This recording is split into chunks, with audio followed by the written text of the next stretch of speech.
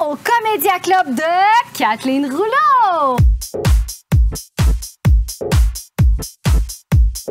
Juste le son de sa voix, j'ai le goût de la kicker dans la gorge. Faire du bruit avec mes oreilles. C'est le fun, je fais tous les rôles. 3, 2, 1, action! Bienvenue dans mon décor somptueux d'été. Ce qu'il faut pas que je dise, c'est que je suis pas chez nous. Et je ne sais pas chez qui je suis. Je trouvais ça cute en passant devant, fait que je suis venue m'installer ici. Maintenant, tout ce que j'espère, c'est que les propriétaires ne reviendront pas plus tôt du travail, sinon je suis dans la merde. Oh, c'est fantastique. Le voisin passe sa tondeuse. Arrêtez de faire du bruit!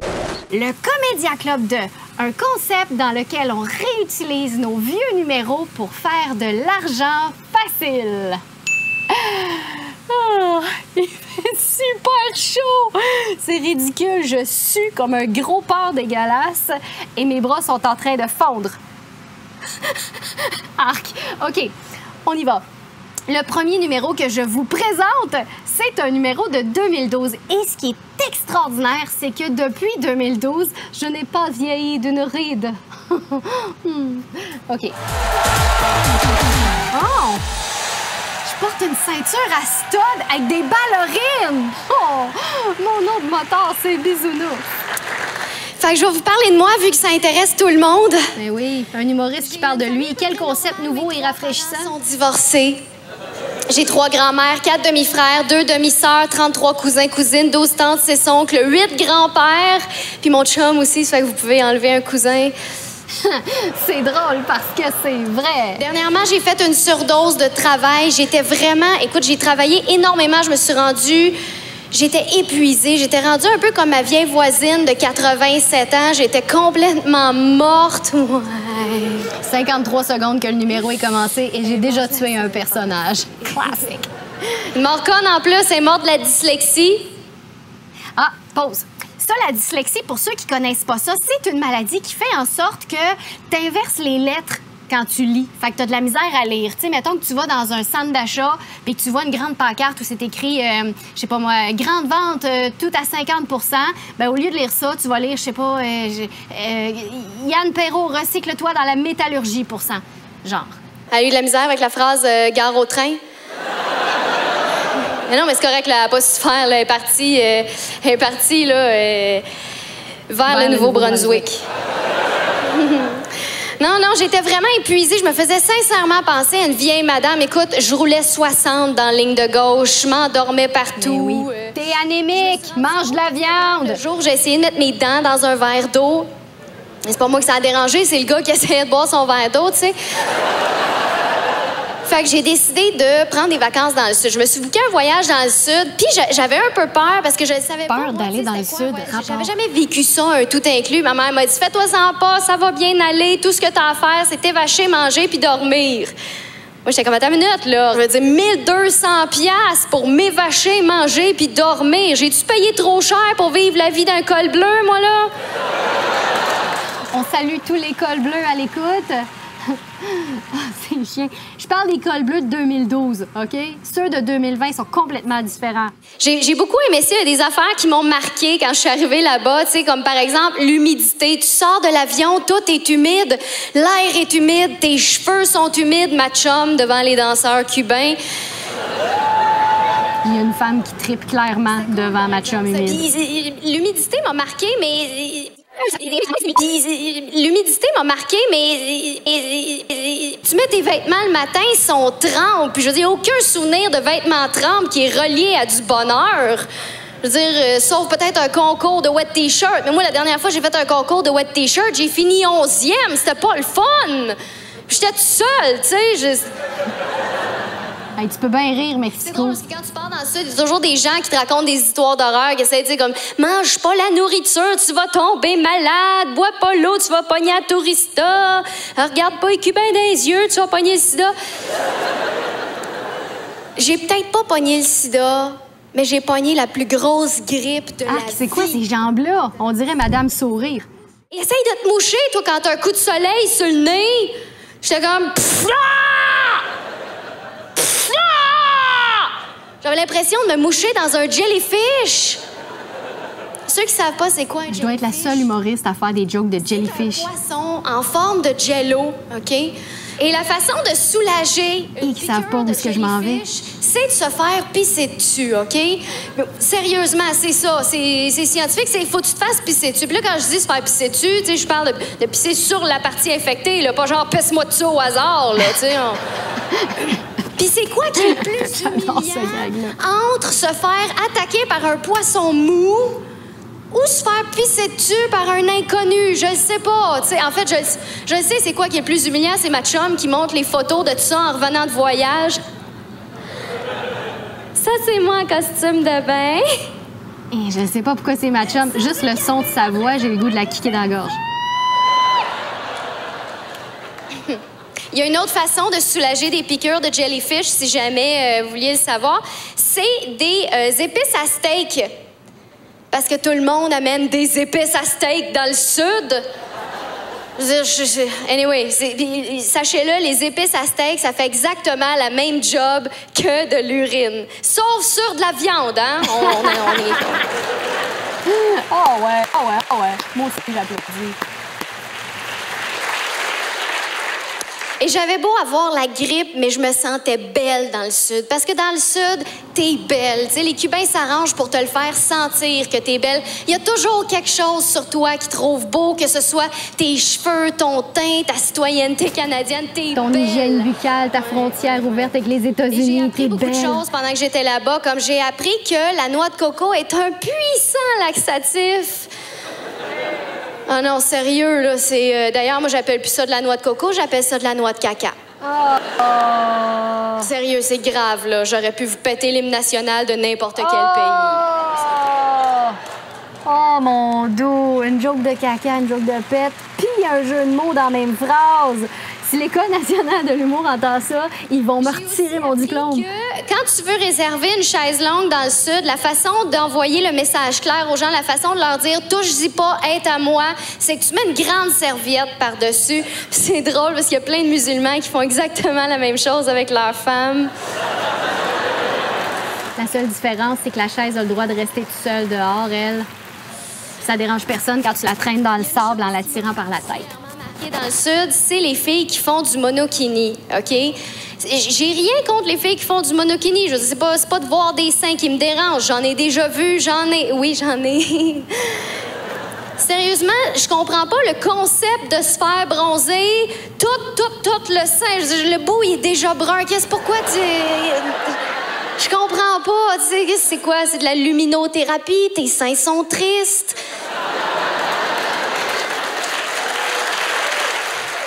Quoi que je les regarde, c'est vrai qu'ils ont l'air d'avoir le moral bas. Puis à côté d'elle, il y avait comme un monsieur qui se faisait bronzer avec ses bas. Moi, j'étais comme, franchement, vulgaire, il aurait pu mettre un maillot. Faut vraiment que j'arrête d'aller dans le Sud avec mon grand-père. En tout cas, s'il y a une chose que je peux vous dire, quand tu veux qu'un monsieur remette ses culottes, il y a juste une chose que tu peux y lancer, c'est un jellyfish. Oh, mon dos. À l'École nationale, ils nous apprennent à finir un numéro sur notre gag le plus fort. J'ai clairement manqué ce cours-là.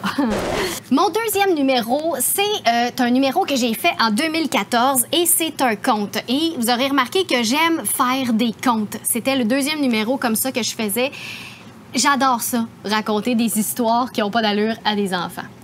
On écoute. Mathieu, tu veux une histoire de Noël? Oh, et c'était le début des couettes. Pause. J'ai fait ces couettes-là, à peu près à cette époque-là, j'ai commencé à faire ces couettes-là parce que je me faisais souvent confondre avec Corinne Côté. Parce que Corinne Côté puis moi, on est pareils. Fait que j'ai commencé à faire ces couettes-là pour me différencier d'elle et c'est cool parce que ça a marché, tu sais, les gens commençaient à me reconnaître puis ça, mais quand j'ai arrêté de les faire, plus personne me reconnaissait. Fait que je passais de « Hey, c'est Corinne Côté » à « Hey, c'est Kathleen Rouleau » à « Hey, c'est qui ça? » OK. C'est bien parce que t'es lettre. Faut que je vous avoue que c'est bien parce que t'es lettre, je déteste cette réplique-là. Je sais pas pourquoi j'ai dit ça. Un vieux monsieur qui s'appelait Ebenezer Scrooge. Monsieur Scrooge avait un employé qui s'appelait Robert Ramolopasto Kikirimulki Tanalphytomène à l'hôpital Moumousquet Tarolino Bouboulatou Fufu Népidonki Ministramoniscu. Oh, mais c'est qui, lui? Il est extraordinaire! Nous, là, les humoristes, on vit pour ce genre de réaction-là. Là, tu peux rire, parce que ça, c'est un vrai nom de marde. Robert, arc. Comment? S'il venait d'une famille reconstituée? Non, non, il est haïtien. En fait, c'est un nom créole. Ça veut dire soleil. Comme je vous ai dit, c'est un numéro que j'aime beaucoup et je suis un peu triste parce que je l'ai fait genre 4 fois, pour vrai, et je trouve que c'est vraiment pas assez quand tu considères le nombre d'heures que j'ai passé à apprendre le nom Ramolo Pasto, Kikirimulki, Tanalphytomène, Alopito, Moumouski Tarolino, Bouboulatou, Fufinépidonki, Ministra Moniscu. J'ai pas de joke là-dessus. Je voulais juste montrer que je m'en souvenais. En fait, j'ai pas de mérite, là, je le répète à toutes les semaines pour aucune bonne raison. Son vrai nom, c'est Robert Ramolo Pasto, Kikirimulki, Tanalphytomène, Alopito, Moumouski Tarolino, Bouboulatou, Fufunépidonki, Ministra Moniscu Junior. Mais il trouvait ça bien trop long. Je sais qu'il y en a que ça peut impressionner là, que je sois capable de dire un nom aussi long, mais j'ai vraiment beaucoup de talents inutiles, comme par exemple faire du bruit avec mes oreilles. Hein? Et je sais aussi dire l'alphabet à l'envers. Z, Y, X, W, V, U, T, S, R, Q, P, O, N, M, L, K, J, H, G, F, E, D, C, B, A. Bref, au moment de mon histoire, Monsieur Ramolo Pasto, Kikirimulki, Tanalphytomène, Alopito, Moumouski Tarolino, Bouboulatou, Fufunépidonki, Ministra Moniscu, il voulait demander un congé à Monsieur Scrooge pour pouvoir passer Noël avec sa famille. La famille Ramolo Pasto, Kikirimulki, Tanalphytomène, Alopito, Moumouski... Oh, il est encore là! Je veux clairement que ce gars-là déménage dans mon salon pour venir rire de mes jokes plates. Il voulait rien savoir parce que lui, il détestait Noël. Puis c'est drôle parce que le voisin de Monsieur Scrooge, lui aussi, détestait Noël. Comment il s'appelait son voisin? Monsieur Prou.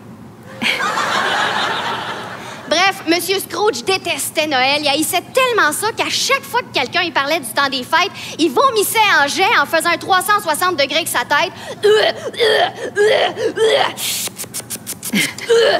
Vois-tu, il y en a qui peignent la ville de New York de mémoire. Moi, j'imite des sprinklers. Chacun son talent. Oui, je sais que c'est un peu intense, mais t'as-tu déjà essayé de te rentrer un crucifix dans le péteux, toi? Ça fait mal en chien. En fait, le problème, c'est pas de le rentrer, c'est de le ressortir. Check à l'Assemblée nationale.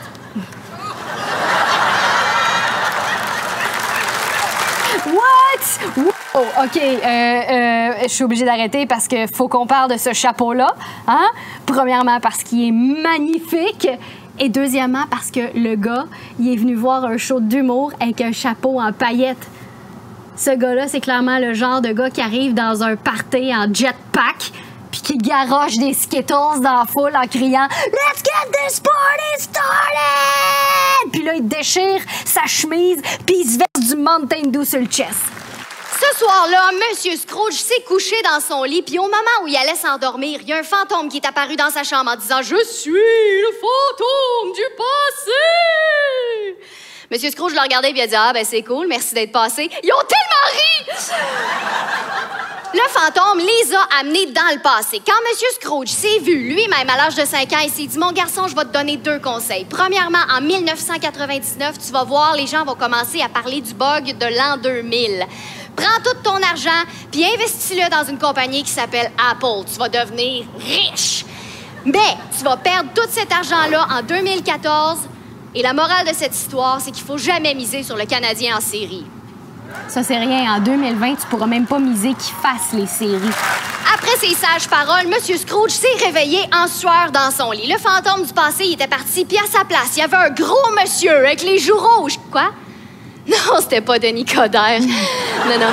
Je trouve ça le fun pour Denis Coderre parce que ce gag-là a mal vieilli. Plaisir! Non, c'était pas Rob Ford non plus.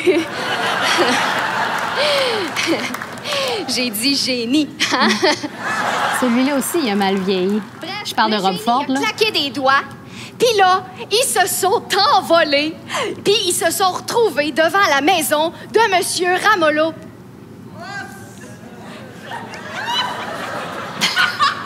Moule-cul, c'est ça. Bref, Monsieur Scrooge a regardé par la fenêtre, puis il a vu que son employé était vraiment pauvre. Et là, quand je dis pauvre, je veux dire pauvre. Écoute, tellement pauvre, son cellulaire, c'était un BlackBerry. Pauvre! Monsieur Scrooge, pause. Le gars... Le gars à droite, il y avait comme une face de gars qui a un Blackberry. Pas qu'il y a une face de pauvre, là. Anyway, c'est quoi une face de pauvre? Ça existe pas. Mais ce que je veux dire, ben, en tout cas, là, arrête de m'interrompre. Ce que je veux dire, c'est que le gars, il a réagi comme s'il y avait un Blackberry puis qu'il se sentait mal. Et comme, ouais, hein, c'est con, les Blackberry. Check, check, check! La mort a ramassé Monsieur Scrooge. Quoi? Si c'est la mort qui a ramassé grand-maman l'hiver passé. Mais non, mon cœur. C'est la souffleuse qui a ramassé grand-maman. Oh my goodness. Des fois, j'écoute des gags puis je fais comme, yeah! Ce gag-là, il est à moi! Monsieur Scrooge, il s'est réveillé dans son lit une autre fois. Et là, il avait changé. Il est allé chez les Ramoules Cucu, il est rentré, puis il a dit « Joyeux Noël! » Là, ils ont fait un maudit gros festin des fêtes, puis tout le monde était heureux. Comment ça est plate, mon histoire? Parce que les gens heureux n'ont pas d'histoire. J'ai pas fini. Monsieur Scrooge, il a enlevé son anneau, puis il l'a jeté dans le feu du volcan en criant « Vous ne passerez pas! » Le petit Francis, il a fait « Are you talking to me? » Hey, ils m'ont traduit. Je suis un film à Cannes. Puis il est tombé en bas de son cheval. Il s'est relevé, il a embarqué dans le panier du vélo de Monsieur Scrooge, puis là, les deux se sont envolés vers la Lune juste avant que le bateau frappe l'iceberg. Monsieur Scrooge, il avait bien de la misère à pédaler parce que la veille, il est allé faire du camping à Brokeback. Il est encore là! C'est le meilleur public ever. Je veux savoir c'est quoi son nom. Je lui donne le trophée du meilleur public. Pendant ce temps-là, Régis Labombe, il arrêtait pas d'écœurer Luc et Luc. « Luc, je suis ton père. » Puis là, ils se sont mis à faire de la poterie, là. Là, les Stormtroopers sont arrivés puis ils se sont mis à tirer partout. Piou, piou, piou, piou, piou, piou, piou, piou, piou, piou, piou. Monsieur Latouffe de Mou, il s'est penché au ralenti pour éviter les balles. Ah, vois-tu, il paraît que les gens qui reçoivent pas leur piqûre de tétanos, ils ressemblent à ça. Le petit Francis, il a fait « Je m'appelle pas Forest, je m'appelle Francis! » Bon, mais il avait pas le temps de niaiser parce qu'il commençait déjà à se transformer en mouche. Fait qu'il a sorti son sable laser. Fouin! Il a fait exploser l'astéroïde Maya. Il a sauvé le soldat Ryan. Il est un soldat Ryan. Ça, c'était mon bout préféré. Ils ont trouvé le trésor des Goonies en chantant « C'est l'histoire de la vie! » Là, j'étais vraiment contente que les gens applaudissent parce que j'avais vraiment besoin de respirer. Puis après ça, il est mort. Bonne nuit. Oh! Mon dernier numéro, c'est un numéro que j'ai fait encore en 2014 et j'ai fait ça dans un gala. Et c'est un stand-up parce que je fais aussi du stand-up. Je suis tellement multitask. On y va. Et mon Dieu, c'est quoi cette marche de 8 km? C'est super long! Oh là! Salut. OK, pause. C'est donc bien bizarre, ce début de numéro-là. Je rentre, les gens me crient des mots en espagnol. Je dis salut, ça part à rire. Le public avait clairement fumé un bat avant de rentrer. Saviez-vous ça que le bâillement, c'est collectif? Quand on voit quelqu'un bâiller, tout de suite, on bâille nous aussi. Vous avez remarqué? Moi, l'autre fois, j'ai bâillé pendant 4 heures. Je vous ai eu, hein? Qui a bâillé? Soyez pas menteurs. Je suis vraiment bonne pour faire des fake bâillements puis des fake éternuements aussi. Check, c'est mon talent spécial. Check ça, check ça.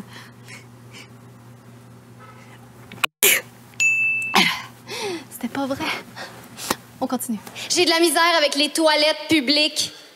Je comprends pas le concept de se soulager à côté de quelqu'un qui nous entend. Moi, quand je vais dans une toilette publique, je rentre dans la cabine, et là, je regarde en dessous des portes pour voir s'il y a d'autres pieds.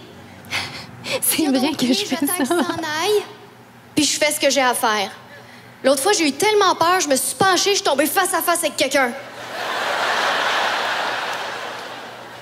Mais je suis une fille assez peureuse quand même. J'ai peur naturellement. Naturellement. Qui a peur artificiellement? N'importe quoi. Puis à un moment donné, il y a eu une panne d'électricité. Il s'est mis à faire super noir. Et j'ai pogné la chienne. Puis à un moment donné, je me suis dit, voyons, c'est niaiseux, ça. Fait que j'ai remis la chienne à terre. Tu sais, quand on parlait de fumer un bat, là. D'ailleurs, je comprends pas ce que la blonde à mon ex faisait chez nous. Eh non, là. J'ai Elle est de la pas misère chienne. avec les gens Apparemment qu'elle est cochonne, par exemple. qui ont un fétiche des pieds. Vous savez, les gens qui trippent à se mettre des orteils dans la bouche. Je comprends pas ça. Moi, j'ai fait ça une fois pour essayer. J'ai pas trippé tant que ça. Ma mère non plus, d'ailleurs. T'es comme, lâche les orteils à ton grand-père! Remets ça dans le cercueil! Vois-tu, des fois, j'écoute mes gags puis je me dis, crème, c'est mon les cerveau jeunes qui a sont pensé à fatigantes ça. parce que je comprends Faudrait sur peut-être leur que je français. consulte. Mais le français, c'est super précieux, c'est super important, le français. Juste un mot, juste une lettre peut tout changer le sens d'une phrase. Tu sais, moi, ça me dérange pas de boire du lait de soya, mais je veux rien savoir du lait de soya. Non, j'ai essayé finalement, puis c'est pas Un pire. gars qui s'essaye sur moi, je trouve ça cute. Un gars qui s'essuie sur moi, je trouve ça répugnant. Particulièrement dans une toilette À publique. quelqu'un, c'est gentil. Donner un bison à quelqu'un, c'est bien du trouble pour rien. C'est important, le français, c'est important. Faut savoir faire la différence entre les mots aussi. Tu sais, un petit mot sur la table de la cuisine, c'est plaisant. Un petit mort sur la table de la cuisine, c'est embarrassant. Les gens pensent aussi que je suis une psychopathe parce que je fais des blagues violentes. Oh, pas juste En pour même temps, ça. il n'y a rien de plus drôle que de mettre un peu d'eau de javel dans le verre de quelqu'un qui a bien soif, non? Sauf que moi, à chaque fois que je fais ça, je me fais chicaner, là, juste sous prétexte que c'est fragile, un enfant de 3 ans. Pourquoi on dit toujours bravo aux enfants, peu importe ce qu'ils font, hein? Oh, bravo, t'as tout bu ton lait. Bravo, tu marches. J'aimerais ça, moi, qu'on me dise bravo pour des affaires que je fais tout le temps. Oh, bravo, tu t'es râpé du fromage. Bravo, t'as flatté ton chat.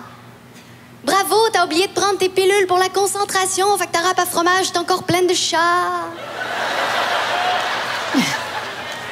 Saviez-vous ça, vous, que les bébés naissants sont capables de retenir leur respiration en dessous de l'eau? Parce que j'ai essayé, puis non. Oh, elle l'avait pas vu venir, celle-là. Je fais beaucoup de blagues, là, mais j'adore les enfants. J'adore les enfants. J'en ai plein dans mon congélateur. Oh, mais calmez-vous, c'est pas les miens. Esprit, c'est violent. Non, moi, j'en ai J'adore pas ça. d'enfants. Moi, je me protège. J'utilise le taser gun. Et ça marche. Il n'y a aucun enfant qui s'approche de moi. C'est déjà la fin pour le Comédia Club de Kathleen Rouleau. Oh non, c'est pas vrai, c'est pas déjà la fin. C'est si triste. Je sais, mais ne désespérez pas parce qu'il y en aura peut-être d'autres, hein? Ou pas, hein? Si vous avez aimé ce que vous avez regardé, abonnez-vous à ma chaîne YouTube. YouTube, hein? La chaîne YouTube. Je suis tellement une vieille madame de 87 ans. Si vous avez aimé ce que vous avez vu et que vous voulez plus de contenu Kathleen Rouleau, abonnez-vous à ma chaîne YouTube. Ça va me faire super plaisir et plus je vais avoir d'abonnés, plus je vais me rapprocher du statut de Lady Gaga. Et ça, c'est peu négligeable. Merci d'avoir écouté. Bonne fin de journée. À la prochaine.